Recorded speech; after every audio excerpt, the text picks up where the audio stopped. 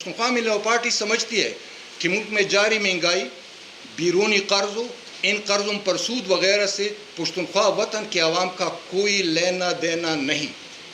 میں یہاں لفظ پشتون کم اور پختونخوا وطن کے عوام استعمال کرتا ہوں، کیونکہ یہاں پر نہ صرف پشتون رہتے، یہاں پر ہندکو زبان بولنے والے رہتے، یہاں پر ہماری گوجر بھائی رہتے، یہاں پر کوہستانی ہے، یہاں پہ جس کا نام میں نہ لوں تو ذہن میں کسی کی خاطر میں یہ نہ آ جائے کہ ہم کوئی خطے میں ایک ایتھنک نیشنلزم کی بات کرتے ہیں۔ ہماری جو نیشنلزم کی جو پالیسی ہے وہ جیوگرافیکل ہے، ہم پختونخوا وطن اور اس میں بسنے والوں کی بات کرتے ہیں۔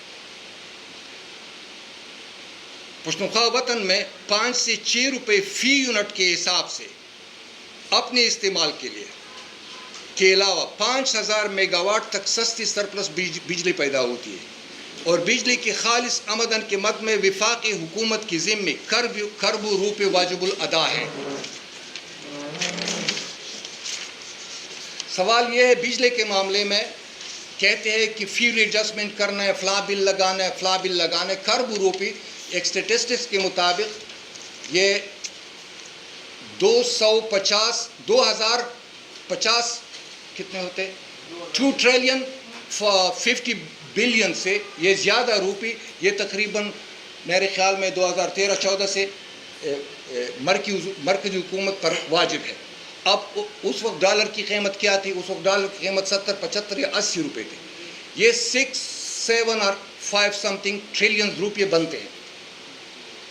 پورا ملک ہمارا قرض دار ہے، لیکن ہمیں کہتے ہیں کہ آپ یہ قرض ادا کریں۔ اس لیے میں یہ لفظ استعمال کرتا ہوں کہ ہمیں ان قرضوں پر ان سود وغیرہ سے ہمیں کوئی لینا دینا نہیں ہے۔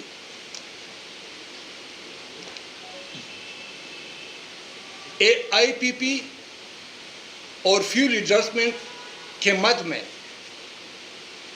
جو ٹیکسز لگائے جا رہے ہیں، پختونخوا کے عوام کا بھی ان سے کوئی لینا دینا نہیں ہے۔ پختونخوا وطن پاکستان کی تیل کی ٹوٹل پیداوار کا 68% حصہ پیدا کرتا ہے۔ یہاں کے عوام کا عالمی منڈیوں میں تیل کی قیمتوں کی اتار چڑھاؤ سے کوئی لینا دینا اور سروکار نہیں ہے۔ خیبر پختونخوا روزانہ 4.5 ملین کیوبک فٹ قدرتی گیس پیدا کرتی ہے۔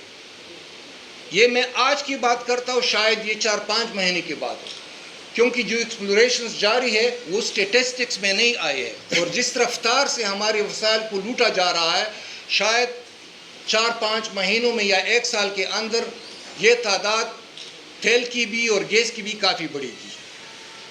اس صورتحال میں یہاں کا عوام کا گیس کی مہنگائی سے کیا لینا دینا ہے؟ غرض یہ کہ پختونخوا لیبر پارٹی بہت جلد یہاں کی قدرتی وسائل کے بارے میں پرفیکٹ فیگرز کے ساتھ ماہرین کی اسسٹنس پر مبنی ایک وائٹ پیپر جاری کرنے والی ہے، جو کہ نہ صرف یہاں کے عوام کو خود کفالت کا احساس دلائے گی، بلکہ یہ احساس ہماری اس دعوے کی تائید کرے گی کہ پختونخوا کے عوام نہ کسی کی مقروض ہے اور نہ ہی یہ سرزمین خوشحالی کے لیے بنجر ہے۔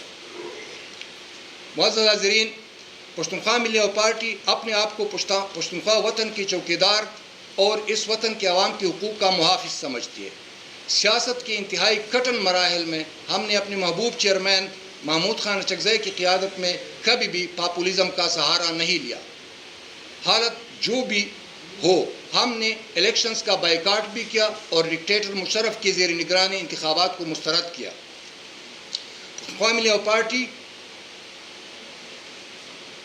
جمہوریت کی بالادستی کے لیے پی ڈی ایم کا ہراول دستہ رہا، اور مگر پختونخوا لیبر پارٹی ذاتی مفاد کے لیے پی ڈی ایم اور حکومتی الائنس، جس میں پی ڈی ایم کے علاوہ دیگر پارٹیاں بھی تھیں، حالانکہ پارلیمنٹ میں ہماری نمائندگی تھی، ہماری سینیٹرز تھے، یہاں پہ ایسی پارٹیاں ہیں جن کی پارلیمنٹ میں کوئی نمائندگی نہیں ہے، لیکن وہ حکومت کا حصہ بنے۔